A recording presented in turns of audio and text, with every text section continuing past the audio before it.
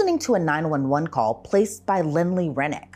She says something terrible has happened to her husband, Ben. What happened? Tell me exactly what happened to him. Oh, God. I just went home with my kids there in the car, and I went to go check on him, and I saw him on the ground. Okay, do you know what happened to him?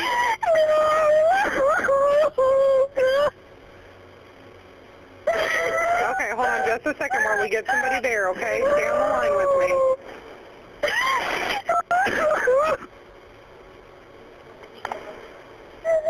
Ma'am, how old is he?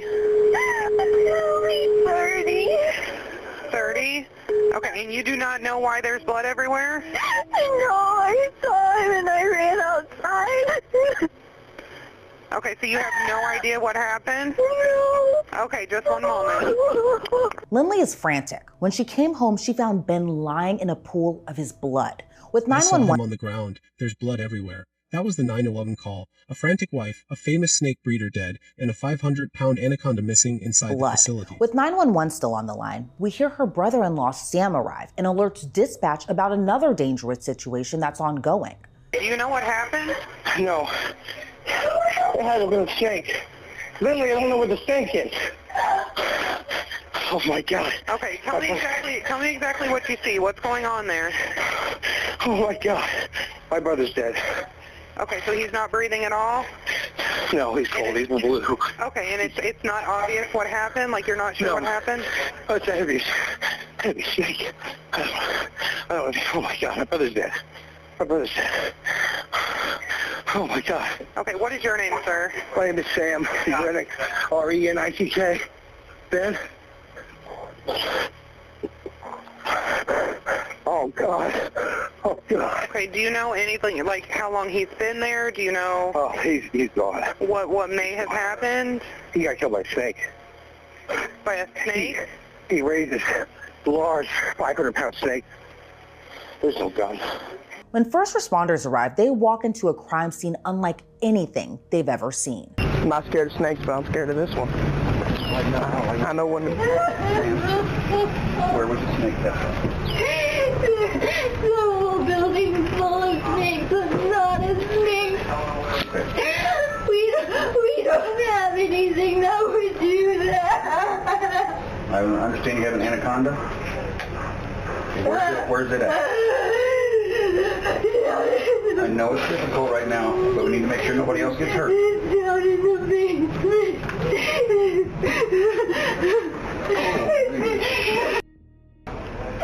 That snake wouldn't do that. That snake wouldn't do that. You, Brian? Yeah. But when the coroner arrived, he didn't find puncture wounds from fangs. He found a shell casing. The monster in this building didn't have scales. It had a pulse, a motive, and an alibi constructed with surgical precision. Deputies, however, have a different concern.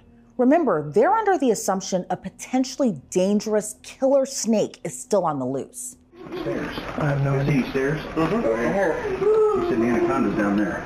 Oh, sure. 500 pounds. We have the weapons. It can be, What is this place? What is this place? They sell snakes. Harley, you see a snake come out here after you better shoot it. I got him. Deputies meet with Lynley's brother-in-law, Sam. Remember, he told dispatch he thought a snake might have been responsible for what happened to Ben. Then he reveals another clue that captures the deputy's attention. He just sold them all. He just sold every snake in there. Really? $1 million in a snake. At this point, deputies still don't know exactly what happened to Ben. Sam Renick believes the marks on his brother's body were bite marks from the snake. But when the coroner arrives on scene, they make a surprising discovery. They find a shell casing just a few feet from Ben's body. The marks aren't from a snake, they're from bullets. Now officials are looking at a homicide, and one of the first people they want to interview is Ben's wife, Lynley. Lynley begins to walk the detective through her day. Imagine a shattered mirror on a concrete floor. Every shard reflects a different version of the same image. Some pieces are large and clear, others microscopic, distorted, nearly invisible. That is this case file. The prosecution held up one shard, the defense held up another. But the full picture, the complete reflection of what happened to Ben Renick, only becomes visible when you gather every fragment and hold them to the light. Before we go deeper into what the documents actually show, make sure you're subscribed to Trial Theories, Unsealed, because we don't just cover the story, we follow the evidence. Let's start with what was officially said. The official narrative presented by Lynley Renick's defense team was straightforward. She was a terrified, abused wife. She drove to the snake facility with an ex-boyfriend, Michael Humphrey, to have a difficult conversation about divorce. She walked inside and heard gunshots. She saw a gun in Michael's hand. She ran. She screamed so loudly that a neighbor half a mile away heard her. She was a bystander, a victim, a woman who simply brought the wrong person to a marital confrontation. That was the story submitted to the jury. That was the narrative polished and presented with theatrical urgency. Now, here is what actually happened. Lynley Renick told Michael Humphrey that her husband was physically and sexually abusing her. She told her friend and employee Ashley Shaw the same thing. She told investigators the same thing. But under oath, Ashley Shaw testified that she never saw a single bruise, not one black eye, no busted lip, no sign of physical violence whatsoever. Why would you help your boss try to kill her husband? I think I felt sorry for her. It was a surreal situation, so it's kind of hard to explain what I was feeling at the time, but it didn't really seem, when I talk about it now, it obviously seems it was real, and at that time it didn't seem that way.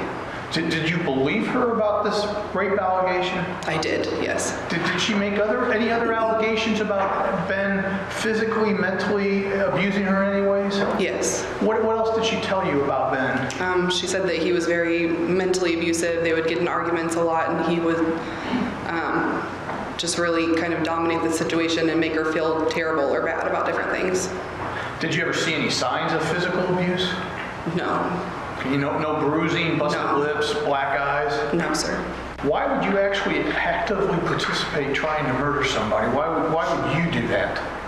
I don't know. Do you regret doing that? Absolutely. Have you made any bigger mistakes in your life? This was the biggest mistake I've ever made. Following Ashley's The claim of abuse testimony, was the foundation of the defense. Remove it, and the entire structure collapses into dust. A story of self-defense becomes a story of something else entirely. The prosecution laid out a different sequence of events, not a spontaneous confrontation, a plot. First, Lynley tried to poison Ben by grinding up pills. No, she told me that they had tried to feed him pills before. But who had tried to feed him? Her friend and her. Her and Ashley? Yeah. Like how did they try to do that? Tried to grind him up and put him in his shake thing, I guess. Oh, really? Yeah. How soon, when did they try that, did she say? Probably, I don't know, man, like I said, it's been so long now, I can't remember exactly, but probably within like a couple of weeks or whenever they come to talk to me. Okay. So about a week or so later, Michael Humphrey comes up to the spa for a massage and brings the gun with him. And they're working on this plan to kill Ben. So he brings her the gun, and Ashley and Lynley are working on this plan together, and putting them in his protein shake. That failed, so she moved to Plan B on June 8, 2017. She told Ben she was too sick to pick up the kids from school. She knew he would be dead by then. She left her cell phone at the spa with Ashley Shaw, who sent text messages from it to create a digital alibi. She got into a beaten-up black car with Michael Humphrey and drove to the snake facility. She introduced Michael as a potential snake buyer. And Thursday, June 8th, Lynley and Ben have a date night. She tells him she's not feeling well, and she's supposed to pick up the kids from school. So he sends her a text message, "Are you still good to pick up the kids from school?" She says, "No, you're going to have to go get them." Well, she does this because she knows he's going to be dead. So Ashley's part in this is Ashley's going to stay at the spa where Lynley leaves her phone, so it can't be traced to Montgomery County. Ashley's going to stay at the spa, and she's going to send messages from Lynley's phone, so it looks like Lynley is still at the spa. And she does that. And on June 8th, Michael Humphrey shows up to the spa. He picks up Lynley. They go to Montgomery County. They show up at the snake facility, and Ben is walking out, taking some trash out or something. Lynley introduces Michael Humphrey and says he's interested in snakes or wants to buy a snake, something along those lines. Introduces Michael Humphrey. Ben goes back to the back of this facility. Lynley follows him and shoots him 8 times. At least 4 of those shots are in the back. She gets in the car with Michael Humphrey. She leaves, they go back to Columbia. So Ashley Shaw calls Michael Humphrey and says, hey, the police are probably going to be giving you a call. Make sure you keep your walked to the mask. back of the building. Lynley followed, 8 gunshots. 4 of them entered Ben Renick's back. Then she got back in the car, returned to the spa, and later that day, walked into a crime scene she had created and performed grief for first responders, for family, for anyone who would watch. She led me directly to my brother's body. Sam Renick said those words at her sentencing. Yes, I'm Samuel Renick. I'm brother of Benjamin Renick. I'm here today to ask for the maximum possible sentence of Lynley Renick, despite the verdict that we feel was far inferior to what it should have been. I once again refer to the evidence, the premeditation, the cover-up of actions before, during, and after my brother was executed. To this day, I truly believe that Lynley Renick was the one that pulled the trigger, unloading 8 bullets into the back of my brother, Benjamin Renick. And I believe that evidence strongly supports that. Lynley covered up her actions for years, and she told countless lies to protect herself and to deceive others about her involvement in this case. After creating an alibi, her and Michael drove his car to our family property to murder Ben so that her car would not be seen. After executing my brother and cleaning up the evidence of her involvement, she immediately proceeded to build a web of lies that touched so many people. She led me directly to my brother's body and then put on a show, an act, a display that will forever haunt me for the rest of my days. She cried over my brother's dead body, yelling why, how, pretending to me that she did not know what she had done to this beautiful young man. Lynley declines to make a statement during her sentencing.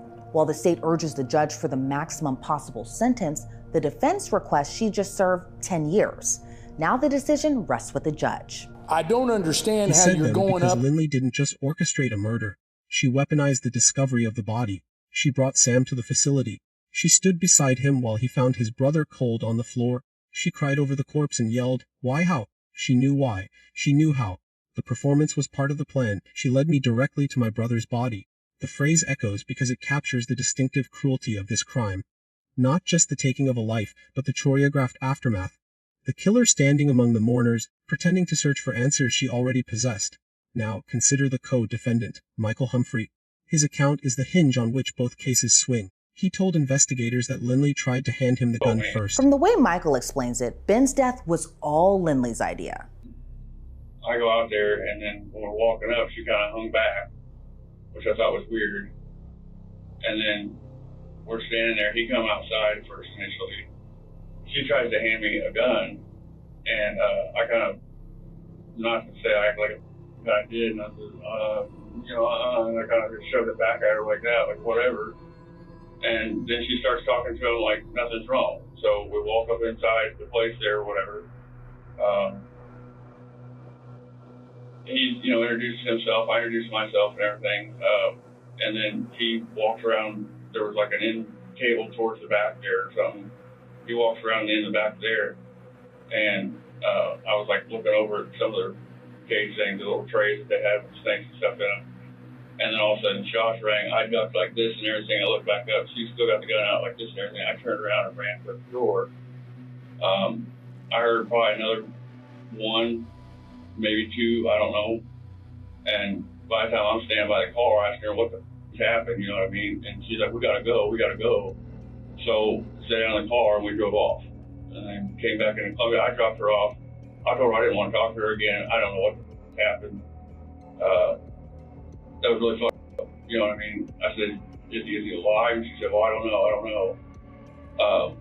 And then, of course, I see on the news what it was 2 days later, a day later, or something like that. Michael doesn't stop there. He claims the plot to kill Ben began long before the shooting. She kept asking me if I was going to back out on her. I said, no, I'll go with you. That ain't no big deal. So was the original plan that she was wanting you to take care of that? She come up there and asked me if I do something like that. I told her no. When she came down here, she asked you. Yeah. She said, would you go up there? And I thought they were blowing smoke first. You know what I mean? Like going up there and shooting. Yeah. No, ain't gonna happen like that. I said I ain't gonna do nothing like that for you. Ain't no way. I didn't think it was gonna be nothing like that. Okay. I got blasted with that as a surprise and kind of streets. And that's what I said. I told her I couldn't talk to her again, didn't need to talk to her. And if you guys have done any following at all, you guys know that to be 100% true. I have no reason to talk to her. It makes you wonder. Back at her. Then shots rang out. He ran. He drove her home. He told her he never wanted to speak to her again. The prosecution used his testimony to convict Lynley. The defense used his presence to create reasonable doubt. Two interpretations of the same set of facts. But here is what the jury ultimately decided. They didn't convict her of first-degree murder. They settled on second degree. Not because they believed she was innocent, but because the exact mechanics of who pulled the trigger remained obscured by the very fog Lynley herself had manufactured. The jury recommended 13 years for murder, 3 years for armed criminal action. Before returning with a verdict. As to count one, we, the jury, find the defendant, Lynley Renick, guilty of murder in the second degree as submitted in instruction number 9, and that's signed by your foreperson. And verdict as to count 2, we, the jury, find the defendant, Lynley Renick, guilty of armed criminal action as submitted in number 16, and that's signed by your foreperson. Lynley is staring down the rest of her life in prison. Her sentencing takes place in January of 2022. And there's one person who's adamant she deserves a harsher sentence. The judge, bound by Missouri law, could not exceed that recommendation. 16 years total. Michael Humphrey received life. You were the one that put him up to it. You're awful lucky, ma'am. You're going to get out in your 40s, and my 40s weren't too bad. I just hope you don't kill again. That's it. They recommended a sentence of 13 years on count 1 and 3 years on count 2, as I recall. Okay, now, a lot of people don't understand this, but I just want to make this clear on the record. Missouri law does not allow me to exceed the recommendation of the jury on punishment, okay? I've gotten a bunch of letters going, give her way more than that. I can't do it. You can't do that under Missouri law, okay? So I just want to make that clear. Defendant will please rise. It is the judgment and sentence of this court that you be confined in an institution to be designated by the Department of Corrections of the state of Missouri for a period of 13 years on count 1 and 3 years on count 2, said sentences to run consecutively, unless sooner discharged by due operational law. And when given the chance to speak at her sentencing, Lynley Renick said nothing. The woman who had lied to investigators 6 separate times. And so the results of the polygraph showed that you failed the test. Every question that I asked you concerning the relevant issue, which is whether you were involved in any way, when you answered no, it showed that you were lying. And what I know is when I asked you that question, did you shoot him, or did you plan to participate in any way, that when you answered no, that was a lie. Okay? So what I need to figure out is whether this was just something that just got out of hand and you didn't mean for it to get to that point, or what the deal was. Because the thing is we have done an investigation. We've looked at everything we can. Sam is not responsible. We've ruled him out. We brought you in here to find out if we can take you off that list, and we can. Although the polygraph indicates deception on a number of questions, investigators aren't so sure Lynley actually pulled the trigger. I asked you specifically, did you shoot him? I don't think you were the trigger man. There is a big difference between standing in front of somebody and pulling the trigger and asking someone to do it. That's what I'm saying. People, when they hear things like this, they think of someone standing in front of them shooting someone dead. And that's not what I don't think you're that type of person. I really don't. But I don't think you stood in front of them and shot him. I think you probably talked to somebody about it, and maybe they went and did more than what you wanted them to do.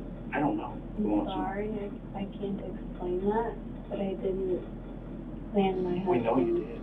We know you. I know at some level you talked to someone.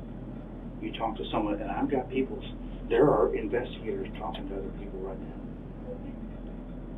And I hope they find who did it. Who had manufactured an alibi, who had accused her dead husband of abuse that left no marks, who had stood beside her brother in law and pretended to discover a murder she had commissioned. That woman had no words for the court. She led me directly to my brother's body. Sam Renick's words hang over the entire case file like a verdict no jury could deliver. So what actually determines who pulls the trigger when the trigger itself is a proxy? If someone hands you a weapon, drives you to the location, manufactures the alibi, and points you toward the target, who is the killer? The hand that held the gun, or the mind that built the entire apparatus around it? The jury wrestled with that question for 12 hours. The answer they reached satisfied the law, but left the family of Ben Renick believing justice had been diluted, reduced, and compromised. Lynley is sentenced to a total of 16 years in prison. Meanwhile, Michael Humphrey is sentenced to life in prison. In November of 2022, Lynley Renick's lawyer files an appeal, but 2 months later, in January of 2023, she voluntarily drops her appeal. She's currently serving her sentence in the Chillicothe Correctional Center in Missouri. Her first parole hearing is scheduled for December of 2034, when she'll be 46 years old. Thanks so much for tuning into this episode. I'm Elizabeth Milner, and we'll see you back here next week. The probable cause affidavit filed in Montgomery County, case number 17MT CR0242. It's public recorded from the Missouri court's CASNet system. Read the witness statements. Read the timeline constructed from cell phone records and testimony. Then ask yourself one question in the comments. Based on the evidence, not the verdict, not the sentencing limitations, but the actual evidence, who do you believe pulled the trigger? And if your answer is Michael Humphrey, ask yourself whether that distinction matters when the woman who wanted Ben dead is scheduled for parole in December of 2034. She will be 46 years old. Make sure you like, share, subscribe, and turn on notifications for Trial Theory Unsealed. We'll see you on the next one.